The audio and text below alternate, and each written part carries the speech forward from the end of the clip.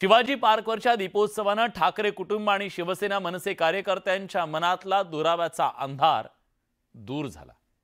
गेल्या काही दिवसात राज ठाकरेंच्या राजकारणानं अक्षरशः 360 डिग्री असं वळण घेतलं। त्यामुळे राज ठाकरेंच्या घरी चहापानाला जाणारे आज त्यांच्यावर टीका करतायत, तर चहापानावर काल टीका करणारे आज स्वतः चहापानाला जातायत। यालाच राजकारण म्हणतात आणि कदाचित कालाय तस्मै नमः असंही म्हणतात।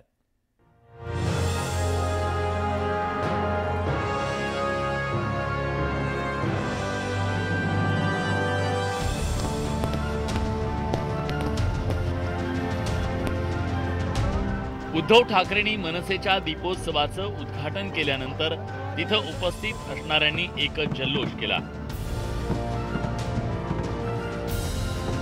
कारण ठाकरेंची शिवसेना आणि राज ठाकरेंची मनसे या दोन्ही पक्षात आतापर्यंत पडलेल्या राजकीय अंधाराला या दीपोत्सवानं दूर केलं।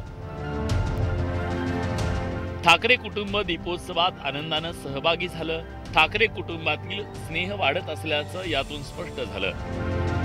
व्यासपीठावरच नाही तर घरातही ठाकरे कुटुंबातील जनरेशन नेक्स्टची केमिस्ट्री पाहायला मिळाली।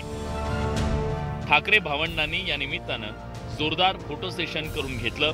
मात्र निवडणुका जवळ आल्यानं आता ठाकरे काँग्रेस भवनकडे वळाल्याचा टोला भाजपकडून लगावण्यात आला। घोषणा खूप लोकांनी केल्या, शिवतीर्थावर शिवाजी पार्कवर सभा घेतल्या आणि मोठाली पाऊण तासाची भाषणं दिली आणि निवडणुका जवळ आल्यावर आपले भोंगे सोडा करणे त्यांनी टिळक भवनकडे काँग्रेसकडे सुद्धा वळवले, ते कालपासून आम्ही पाहतोय।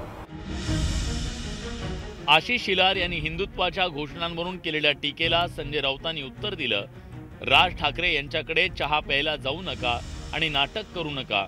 भाजपचा पक्ष भाजपचा राहिलाय का? सगळे काँग्रेस राष्ट्रवादीवाले भाजपमध्ये आले, अशी जळजळीत टीका संजय राऊतांनी केली।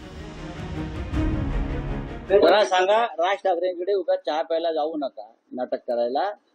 दोघांचे रंग पक्के आहेत। ठाकरेंचा रंग खरडून काढण्याचा प्रयत्न कोणी करू नये, ते पक्के रंग आहेत। भारतीय जनता पक्षाचा रंग राहिलाय का? भारतीय जनता पक्षाचा रंग हा भ्रष्टाचाराचा रंग आहे, काँग्रेसचा रंग आहे। भारतीय जनता पक्षामध्ये 90% काँग्रेस आहे आणि राष्ट्रवादी काँग्रेस आहे की नाही हे शेलारांनी सांगावं।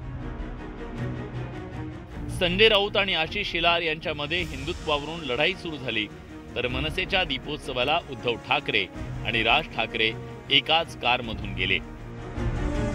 त्यावेळी कारचं स्टेअरिंग राज ठाकरेंच्या हाती होतं।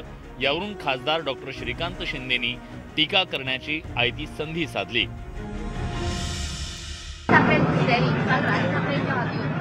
आता त्यांना तेच माहिती नाही की कोणाच्या हातामध्ये स्टेअरिंग द्यायचं, ते कन्फ्युजन झालेलं आहे। ड्रायव्हर सारखा बदलतोय। शिवाजी पार्कातल्या दीपोत्सवात ठाकरेंमधील भावबंध उजळून निघाले। आता हे उजळलेले भावबंध आणि ठाकरेंची एकी दोन्ही पक्षांसाठी कितपत फायद्याची ठरते हे आगामी काळात स्पष्ट होईल। Bureau report, news 18 Lokmat.